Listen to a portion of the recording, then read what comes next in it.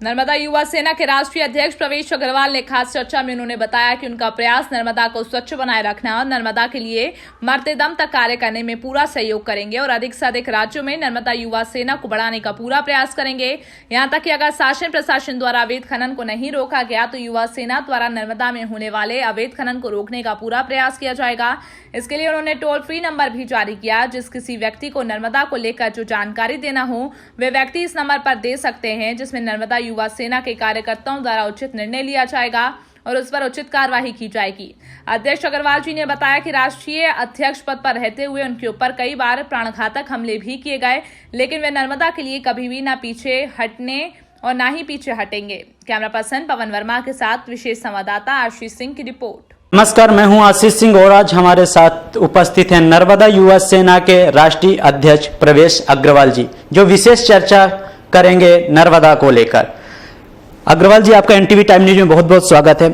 Sir, इसकी स्थापना कब हुई थी और क्या है इसका उद्देश्य? विगत कुछ वर्षों से नर्मदा युवा सेना, जो कि एक बहुत ही सामाजिक संगठन है, जो बहुत ही निष्ठा, लगन और निश्चल भाव से, निस्वार्थ भाव से मूलतः नदी संरक्षण, जल संरक्षण, पर्यावरण संरक्षण, नदियों की साफ सफाई, पौधारोपण, महिला सशक्तिकरण, बेटियों के संरक्षण पर कार्य करती रही है और समाज के उत्थान के लिए जो भी मुद्दे जरूरी हैं, उचित हैं, या जो भी आंदोलन में, उनमें बहुत ही महत्वपूर्ण भूमिका निभाता आया है।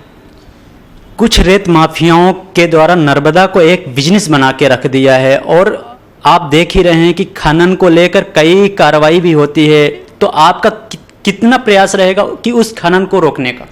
देखिए, विगत कुछ वर्षों से नर्मदा युवा सेना पूरी तरह कार्यरत है। पुरानी सरकार में भी इसको काफ़ी सराहा गया था।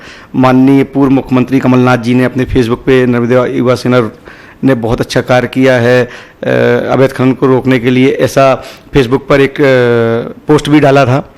और मैं समझता हूँ जहाँ तक कि कम से कम हमने 20 से 25% नर्मदा युवा सेना द्वारा अवैध खनन को रोक दिया गया था। और उससे भी अच्छी बात यह है कि हमने हर काम बहुत ही सरकारी तंत्र से, सिस्टम से, और हमें सभी का उसमें सहयोग मिला है पिछले 2-3 सालों से, और हम लगातार लगे हुए हैं और बिना किसी कंट्रोवर्सी के। कभी भी आपने नहीं सुना होगा कि नर्मदा युवा सेना के किसी भी सैनिक या कार्यकर्ता के ऊपर किसी भी तरीके का आरोप प्रत्यारोप लगा हो। ये आपको दिखाता है कि जब आप कोई भी काम निष्ठा और निश्चल भाव से करते हैं तो दिल की बात दिल तक पहुँचती है। इस संस्था से कितने व्यक्ति आपसे जुड़े हुए हैं, कितने कार्यकर्ता हैं जो आपके साथ कार्य करने में पूरा लगन के साथ कार्य कर रहे हैं? देखिए, ये नर्मदा युवा सेना, नर्मदा माँ का मतलब है पवित्रता, युवा मतलब कि जो मन वचन कर्म से युवा हैं, और सेना मतलब जिस भी कार्य को आप एक मिशन की तरह करते हैं।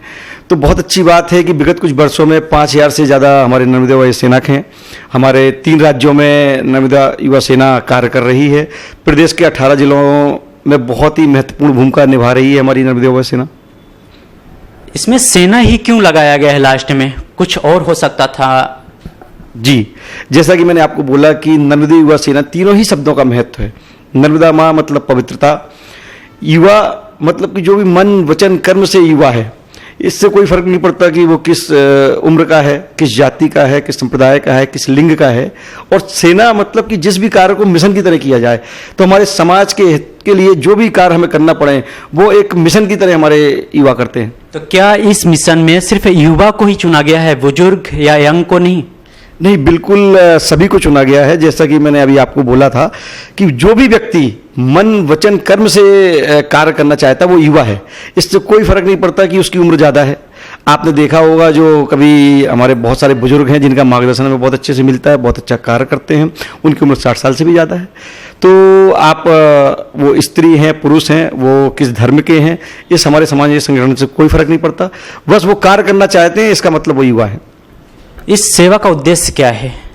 इस सेवा का उद्देश्य मैं जो मानता हूँ कि समाज के उत्थान के लिए हम समाज के एक जिम्मेदार नागरिक हैं और हम सिर्फ सरकार के भरोसे नहीं बैठ सकते। देखिए, ये लोकतंत्र है और लोकतंत्र का मतलब ये होता है कि शासन, प्रशासन और सरकार हमसे है। तो देखिए, आरोप और प्रत्यारोपों से काम नहीं चलेगा।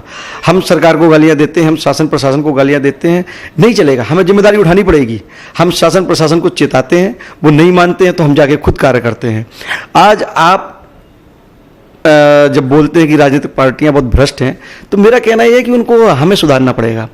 आप जब लोकतंत्र में आप सिर्फ अच्छे कैंडिडेट को चुनिए, आप ये मत देखिए कि वो किस पार्टी का है, उस शहर में सबसे बेस्ट कैंडिडेट आपका कौन सा है, प्रत्याशी कौन सा है, आप उसको चुनिए। जब अच्छे लोग ये अच्छी जगह पहुंचेंगे तो फिर वो खराब काम कैसे करेंगे। देखिए, इसको आप इस तरीके से समझिए कि ये सप्लाई और कंज्यूमर जब होता है और वो जिस चीज़ को कंज्यूम करेगा, चीज़ें वैसी ही सप्लाई होंगी। तो क्यों ना हम अपनी जिम्मेदारी उठाएं, जब शासन प्रशासन को हम चेताएं आंदोलन के माध्यम से, उनको नोटिस के माध्यम से। नहीं समझते हैं तो हम अपनी जिम्मेदारी निभाएं और उनको बदल दें। क्या आपका राजनीति में भी आने का कोई उद्देश्य है? देखिए, अभी तक तो नर्मदा युवा सेना ने ऐसा बिल्कुल भी सोचा नहीं है, और आप देखेंगे कि बहुत अच्छी बात है कि नर्मदा युवा सेना में हमने कभी भी बड़े लोगों को जोड़ने की कोशिश नहीं की, बड़े कार्य करने की कोशिश की है। इसलिए जो भी कार्यकर्ता है, जो भी जिलाधिकारी हैं, जो भी प्रदेश पदाधिकारी हैं, वो बहुत ही जमीनी और छोटे लोग हैं जो बहुत अच्छा कार्य कर रहे हैं। क्योंकि मेरा मानना है कि जो छोटे अच्छे कार्य करने से ही लोग हीरो बनते हैं। तो अभी तक तो ऐसा नर्मदा युवा सेना के मन में नहीं है, लेकिन दूसरी जगह मैं ये बात भी आपसे कह रहा हूँ कि हमें जिम्मेदारी उठानी पड़ेगी। अगर लगता है कभी भी कि हमें जरूरत है खुद आने की और लोग नहीं सुधर रहे हैं, तो हम राजनीति में भी आ सकते हैं। हालांकि अभी ऐसा कोई प्लान नहीं। अगर जैसे कि आपको राजनीति में आना पड़े, और क्या उस राजनीति में आने के बाद आप राष्ट्रीय अध्यक्ष पद को छोड़ेंगे या फिर युवा सेना को ही छोड़ देंगे या फिर साथ में चलता रहेगा?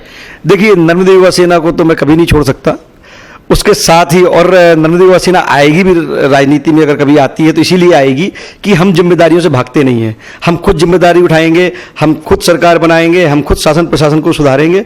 तो ये तो सवाल ही नहीं उठता। नर्मदा युवा सेना तो मैं कुछ नहीं छोड़ सकता, चाहे अपना जीवन छोड़ दूं। अगर माना कि नर्मदा को किसी प्रकार से ठेस पहुंचती है, यहाँ तक प्रशासन भी उन रेत माफियाओं के खिलाफ नहीं जाती, तो आप उसको लेकर क्या कहेंगे? क्या आपके कार्यकर्ता इतने सक्षम हैं कि उनका मुंह तोड़ जवाब दे सकेंगे?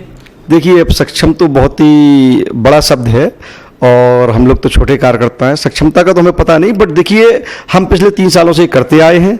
क्या हमें डर जाना चाहिए? क्या हमें शासन प्रशासन, ऐसा नहीं है कि हमें धमकियां नहीं मिलती। मेरे तो कुछ पिछले 3 सालों में काफ़ी एक्सीडेंट भी कराए गए, काफ़ी धमकियां भी मुझे आती हैं। लेकिन देखिए, ये तो पार्ट ऑफ जॉब है, और हमें डरना नहीं चाहिए, हमें आगे बढ़ते रहना चाहिए, और एक दिन हम इस चीज़ को ख़त्म करके रहेंगे। हम ये तो मान नहीं सकते कि हम छोटे हैं तो कभी भी सुधार ना करें। सुधार की शुरुआत कहीं छोटे से होती है, और वो हमने कर दी है। ये आप कितने राज्यों में इसका स्थापना कर रहे हैं? देखिए, जैसा मैंने आपको बताया कि अभी 3 राज्यों में काफ़ी अच्छी महत्वपूर्ण भूमिका निभा रही है नर्मदा युवा सेना, और निश्चय ही मैं चाहूँगा कि पूरे देश में बहुत अच्छे से कार्य करे।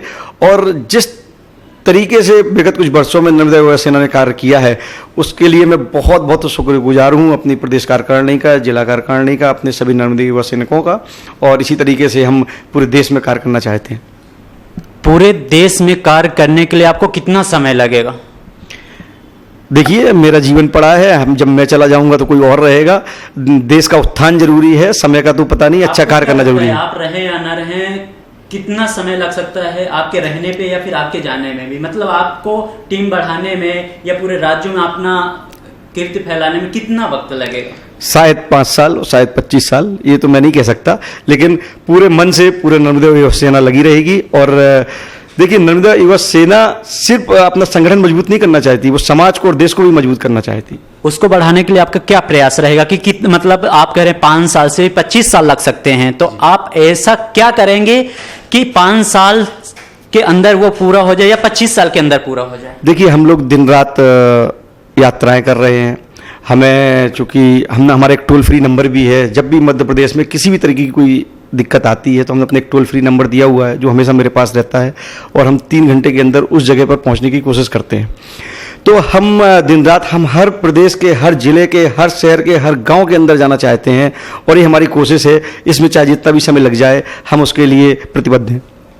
क्या आप उस टोल फ्री नंबर को हमारे एनटीवी टाइम दर्शकों को और अपने कार्यकर्ताओं को जिनको नहीं पता हो या फिर जो नर्मदा के प्रेमी हैं वो कंप्लेन करने के लिए वो नंबर आप मुहैया कराएं, ऐसा हमारे चैनल के द्वारा? जी, ये तो बहुत ही खुशी की बात है, और मैं तो आपके चैनल के माध्यम से आपसे गुजारिश करूंगा कि इस नंबर को आप जितना भी फैलाएं, क्योंकि सिर्फ नर्मदा माँ की बात नहीं है। इस किसी भी नदी में, अवैध खनन में, किसी भी तरह की प्रॉब्लम हो, आप तो पहले तो मेरा नंबर आप नोट कर लीजिए, टोल फ्री नंबर 1800-120-106-106। और मैं आपको बताना चाहता हूँ कि नर्मदा युवा सेना ने विगत वर्षों में न सिर्फ नदी संरक्षण, जल संरक्षण, बाकी चीज़ों पे कार्य किया है, बल्कि जो भी महत्वपूर्ण आंदोलन रहे हैं उन पे बहुत ही महत्वपूर्ण भूमिका निभाई है। सरदार सरोवर बांध में जो विस्थापितों के लिए अभी हमने कार्य किया था और हमने मेधा पाटकर जी और बाकी संगठनों को सपोर्ट किया था, लेकिन उसको सपोर्ट करते हुए सबसे नेतृत्व की भूमिका हम ही ने निभाई थी। आपको प्रेरणा कहाँ से मिली कि आप इस नर्मदा युवा सेना में कार्य कर सकें? मेरी माताजी पिताजी उन्होंने हमेशा कहा था कि देखो इंसान एक सामाजिक जीव है, आप अगर समाज के लिए कुछ नहीं कर सकते तो जानवर भी अपने लिए तो जी ही लेता है। तो वो चीज़ मुझे समझ में आई। फिर समाज ने इतना सब कुछ हमें दिया है, हम सक्षम हैं, तो हमें शायद अपने समाज को लौटाना चाहिए। और मैं देश के हर युवा, हर समाज के व्यक्ति से कहना चाहता हूँ कि हमें अपने समाज के लिए जो कुछ भी बन पड़ता है वो करना चाहिए। बहुत बहुत बधाई हो अग्रवाल जी, आपको NTV टाइम न्यूज में बने रहने के धन्यवाद। बहुत बहुत धन्यवाद।